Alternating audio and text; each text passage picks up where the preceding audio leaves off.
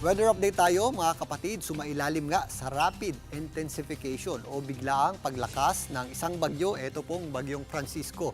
Mula sa 155 kilometers per hour na lakas ng hangin kaninang tanghali, umabot na po yan sa 175 kilometers per hour na lakas ng hangin malapit sa kanyang gitna na may mga pagbugsong umabot sa 215 kilometers per hour. Ito po ay malapit na sa Super Typhoon category ng Pag-asa.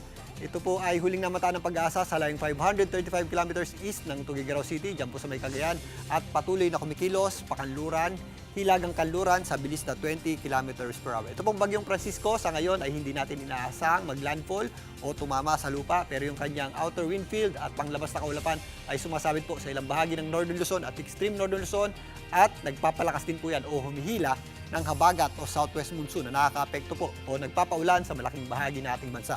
Maliban sa bagyong Francisco, meron din tayong binabantayang low pressure area dito po sa labas ng ating area of responsibility na medyo malayo pa naman at huling namata ng Pag-asa sa layong 2,665 kilometers east ng southeastern Luzon. Ito pong low pressure area na ito ay nasa katamtaman po ang tsansa maging bagyo, pero sa ngayon hindi po yan natin inaasahan pumasok sa loob ng ating PAR. Pag-akyat po ng bagyong Francisco, susunod lamang po itong low pressure area na ito patungo rin po dito sa southeastern portion ng Japan. Sa ngayon, ito pong bagyong Francisco ay inaasahan natin na kumilos pa itaas, papalapit dito sa area ng Batanes. Yan po ay pinakamalapit sa ating landmass o kalupaan. Maaring bukas at kikilos pa po yan o mabagal na kikilos, papaakyat patungo dito sa southern portion ng Japan.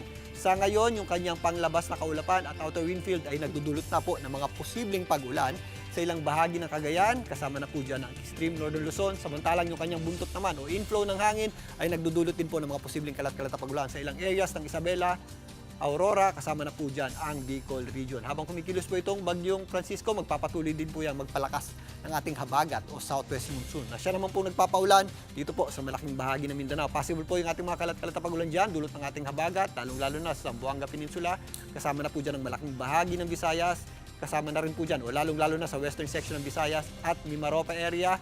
Ay yung ating mga katamtaman hanggang sa kuminsan malakas sa pag-ulan ay concentrated dito sa area ng Occidental Mindoro. At habang patuloy na umakyat, ito pong bagyong Francisco, possible na rin po yung ating mga scattered rains o kalat-kalat na pag-ulan sa Calabarzon, lalong-lalo na sa Cavite at Batangas, including Metro Manila. Mula bukas po hanggang Wednesday, mas tataas na po yung ating tsansa ng pag-ulan at mas magiging maulap na po yung ating panahon. Kaya pagandaan po natin yan mga kapatid. Ganun din po ang ating aasahang panahon sa mga areas ng Zambales, Bataan, Pampanga, Tarlac, Nueva Ecija at ang malaking bahagi nga ng Central Luzon.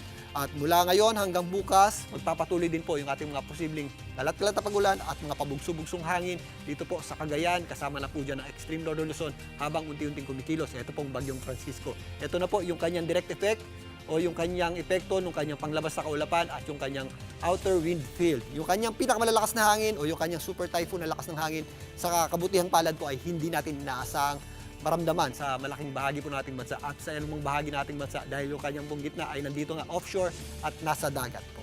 Kaya mga kapatid, pagandaan po natin ang mga posibleng epekto ng habagat at ang direct effect din. Ito pong bagyong Francisco. Muli ito po ang inyong weather frontliner Alvin Pura na lagi may panahon para sa iyo. Mga kapatid, Julius Babaw po.